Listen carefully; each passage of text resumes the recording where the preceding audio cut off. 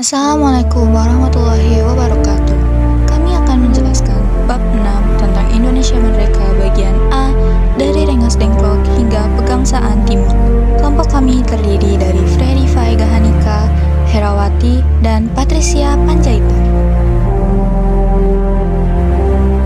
Untuk menyelesaikan Perang Dunia Kedua, Amerika Serikat menjatuhkan bom atom kedua kota di Jepang, yaitu Hiroshima pada tanggal 6 Agustus 1945 dan Nagasaki pada tanggal 9 Agustus 1945.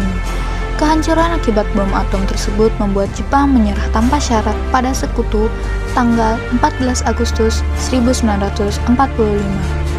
Namun sebelumnya pada tanggal 7 Agustus 1945, Jepang yang terdesak menyetujui pembentukan Dokuritsu Junbi Inkai atau PPKI, yaitu Panitia Persiapan Kemerdekaan Indonesia yang diketuai oleh Insinyur Soekarno dengan Wakil Mohatta. Panitia ini beranggotakan 21 orang yang merupakan perwakilan dari berbagai daerah.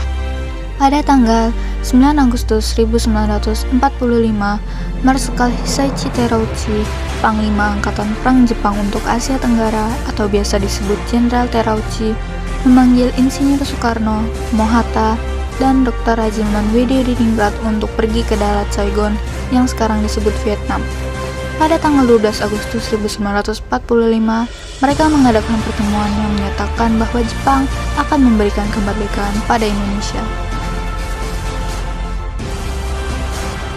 Berita kekalahan Jepang dari Sekutu tidak seketika tersiar ke berbagai negara. Namun berita ini diketahui oleh Sultan Syahrir. Saat pemuda gerakan bawah tanah di Indonesia mendengar kekalahan Jepang, Soekarno, Muhammad Hatta, dan Rajiman Widodiningrat sedang berada di darat Vietnam. 14 Agustus 1945, rombongan dari Vietnam sore hari tiba di Indonesia. Ada beberapa kekuatan pemuda di Jakarta untuk mendesak agar proklamasi segera diadakan.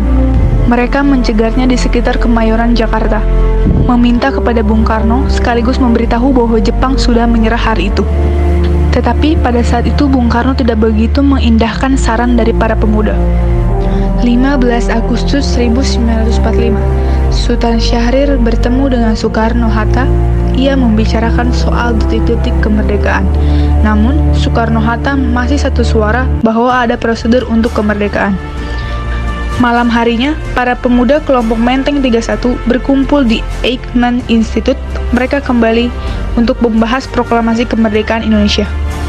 Pada pukul 11, diputuskan untuk mengirim perwakilan pemuda untuk menemui Bung Karno dan Bung Hatta di Jalan Pegangsaan Timur, nomor 56.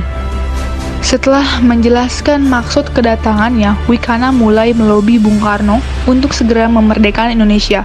Namun, lobi Wikana gagal. 16 Agustus 1945, para pemuda pada dini hari meluncur dari Cikinaraya dengan membawa 2 mobil untuk membawa Soekarno dan Hatta ke Rengas Dengklok. Para pemuda membawa Soekarno dan Hatta ke sana dan diamankan ke sana dengan harapan Soekarno dan Hatta bisa clear dari pengaruh Jepang dan bisa langsung mengucapkan proklamasi di Rengas Dengklok.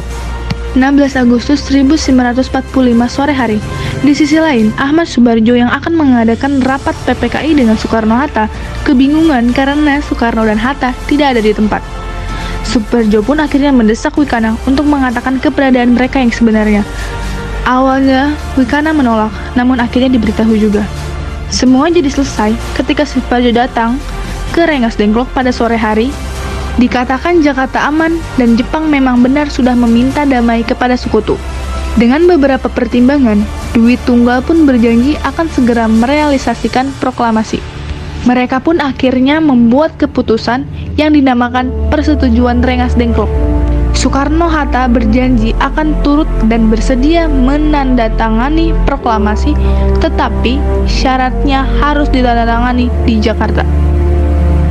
Maka selekasnya mereka pun kembali ke Jakarta. Setelah mengantar pulang Fatmawati dan Guntur, Soekarno dan Muhammad Hatta diantarkan Laksamana Maeda menemui Gun Sen Kan Mayor Jenderal Hoichi Yamamoto yang merupakan kepala pemerintahan militer Jepang. Akan tetapi, Gun Sen Kan menolak menerima Soekarno-Hatta pada tengah malam. Dengan ditemani oleh Maeda dan beberapa tokoh Jepang lainnya sebagai penerjemah, mereka pergi menemui Direktur atau Kepala Departemen Umum Pemerintahan Militer Jepang, Nishimura. Nishimura melarang Soekarno-Hatta untuk mengadakan rapat PPKI dalam rangka pelaksanaan proklamasi kemerdekaan. Soekarno-Hatta pun mengambil keputusan bahwa tidak ada lagi gunanya untuk membicarakan soal kemerdekaan Indonesia dengan pihak Jepang. Kemudian rombongan Soekarno segera kembali ke rumah Laksamana Maeda di Jalan Imam Bonjol nomor 1. Karena Laksamana Maeda merupakan kepala perwakilan KI Gun, maka rumahnya merupakan ekstrateritorial yang harus dihormati oleh Rikugun. Oleh sebab itu, para tokoh-tokoh nasionalis berkumpul di rumah Maeda untuk merumuskan proklamasi. Di rumah makan Maeda, dirumuskanlah naskah proklamasi kemerdekaan Indonesia. Ketika peristiwa itu berlangsung, Miyoshi sebagai orang kepercayaan Nishimura bersama Sukarni, Sudiro, dan BM Dia menyaksikan Soekarno, Hatta, dan Ahmad Subarjo membahas perumusan naskah proklamasi kemerdekaan Indonesia. Soekarno pertama kali menuliskan kata pernyataan proklamasi. Kemudian Ahmad Subarjo menyampaikan kalimat, "Kami bangsa Indonesia dengan ini menyatakan kemerdekaan Indonesia." Muhammad Hatta pun menambahkan kalimat, "Hal-hal yang mengenai pemindahan, kekuasaan, dan lain-lain diselenggarakan dengan cara seksama dan dalam tempo yang sesingkat-singkatnya." Soekarno menuliskan Jakarta 17-8-05 Wakil-Wakil Bangsa Indonesia sebagai penutup. Pukul 4.00 WIB dini hari, Soekarno meminta tanda tangan kepada semua yang hadir sebagai wakil-wakil bangsa Indonesia. Soekarni mengusulkan agar teks proklamasi cukup ditandatangani dua orang tokoh, yakni Soekarno dan Muhammad Hatta atas nama bangsa Indonesia. Usulan Soekarni diterima dengan beberapa perubahan yang telah disetujui, maka konsep itu kemudian diserahkan kepada Sayuti Melik untuk diketik. Demikian pertemuan dini hari itu menghasilkan naskah proklamasi. Untuk menyebarluaskan naskah itu, Soekarni mengusulkan agar naskah tersebut dibacakan di lapangan Ikanda. Tetapi, Soekarno tidak setuju karena tempat itu adalah tempat umum yang dapat memancing pemberontakan antara rakyat dengan militer Jepang. Soekarno pun mengusulkan agar proklamasi dilakukan di rumahnya di Jalan Penggagasan Timur nomor 56. Usul tersebut disetujui dan naskah proklamasi kemerdekaan Indonesia akan dibacakannya bersama Hatta di tempat itu pada hari Jumat tanggal 17 Agustus 1945 pukul 10.00 WIB di tengah-tengah bulan Ramadan. Pada pukul 5 pagi tanggal 17 Agustus 1945, para pemimpin dan pemuda keluar dari rumah Laksamana Maeda diliputi kebanggaan. Sebelum pulang, Muhammad Hatta berpesan kepada Muhammad Dia untuk memperbanyak teks proklamasi dan menyiarkannya ke seluruh dunia. Sementara itu, para pemuda mengirim kurir untuk memberitahukan kepada masyarakat bahwa saat proklamasi telah tiba. Pamflet, pengeras suara, dan mobil-mobil semua dikerahkan ke segenap penjuru kota. Tanpa diduga, pada hari itu, barisan para pemuda berbondong-bondong menuju lapangan Ikanda. Rupanya, Jepang telah mencium kegiatan para pemuda malam itu, sehingga lapangan Ikanda telah dijaga oleh pasukan Jepang dengan bersenjata lengkap. Pada pagi hari itu juga, rumah Soekarno dipadati oleh sejumlah massa. Untuk menjaga keamanan upacara pembacaan proklamasi, Dr. Muwardi meminta Latief Hendra di Ningrat beserta beberapa anak buahnya untuk berjaga-jaga di sekitar rumah Soekarno. Sementara itu, bendera yang dijahit Ibu Fatmawati sendiri ukurannya sangat besar dan tiang bendera menggunakan sebatang bambu. Tepat pukul 10.00 WIB, Soekarno dan Muhammad Hatta keluar dari serambi depan diikuti oleh Ibu Fatmawati. Kemudian Soekarno dan Muhammad Hatta maju beberapa langkah. Soekarno mendekati mikrofon untuk membacakan teks proklamasi. Proklamasi. Kami, bangsa Indonesia, dengan ini menyatakan kemerdekaan Indonesia. hal-hal yang mengenai pemindahan kekuasaan dan lain-lain diselenggarakan dengan cara saksama dan dalam tempo yang sesingkat-singkatnya.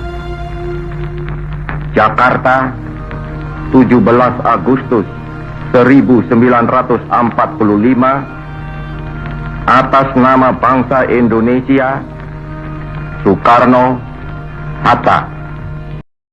Acara berikutnya adalah pengibaran bendera merah putih yang dilakukan oleh Latief Hendradiningrat dan Suhut. Bersamaan dengan naiknya bendera merah putih, para hadirin secara spontan menyanyikan lagu Indonesia Raya tanpa ada yang memimpin. Setelah itu, Suwiro memberikan sambutan dan kemudian disusul sambutan dari Dr. Muwardi. Sekitar pukul 11.00 WIB upacara telah selesai. Berita proklamasi kemerdekaan Indonesia cepat bergema ke berbagai daerah. Rakyat di Jakarta maupun di kota-kota lain menyambut dengan antusias. Pada tanggal 22 Agustus, Jepang akhirnya secara resmi mengumumkan penyerahannya kepada sekutu. Baru pada bulan September 1945, proklamasi diketahui di wilayah-wilayah yang terpencil. Para pemuda memprakarsai diadakannya rapat raksasa di lapangan Ikada, sekarang Monas, yang semula digagas pada tanggal 17 September 1945 mundur menjadi 19 September 1945. Presiden Soekarno sudah dihubungi dan bersedia akan menyampaikan pidato di dalam rapat raksasa pada tanggal 19 September 1945. Sejak pagi, rakyat Jakarta sudah mulai berdatangan dan memenuhi lapangan Ikada. Rapat itu untuk memperingati sebulan kemerdekaan Indonesia. Rakyat dari berbagai penjuru dengan tertib berdatangan ke lapangan Ikada dengan membawa poster dan bendera merah putih. Mereka menuntut kebulatan tekad untuk mengisi kemerdekaan Indonesia. Mereka juga bertekad untuk menunjukkan pada dunia internasional bahwa kemerdekaan Indonesia bukan atas bantuan Jepang, tetapi merupakan tekad seluruh rakyat Indonesia. Melihat tekad rakyat yang menggelora dan tidak dapat dihalangi, meskipun oleh tentara Jepang sekalipun, pemerintah terdorong untuk mengadakan sidang kabinet. Sementara di Surabaya, memasuki bulan September 1945 terjadi pergerakan perebutan senjata di gudang Don Bosco. Rakyat Surabaya juga merebut markas pertahanan Jepang di Jawa Timur serta pangkalan angkatan laut di ujung sekaligus merebut pabrik-pabrik yang tersebar di sana. Orang-orang Inggris dan Belanda yang sebagian telah datang langsung berhubungan dengan Jepang. Mereka menginap di Hotel Yamato atau Hotel Oranye pada zaman Belanda. Pada tanggal 19 September 1945, seorang bernama Blogman dibantu kawan-kawannya mengibarkan bendera merah putih biru di atas Hotel Yamato. Hal ini telah mendorong kemarahan para pemuda Surabaya. Para pemuda Surabaya kemudian menyerbu Hotel Yamato. Beberapa pemuda berhasil memanjat atap hotel dan menurunkan bendera merah putih biru, kemudian merobek bagian warna birunya. Setelah itu, bendera tersebut digigiurkan kembali menjadi bendera merah putih. Sekian dari kami. Wassalamualaikum warahmatullahi wabarakatuh.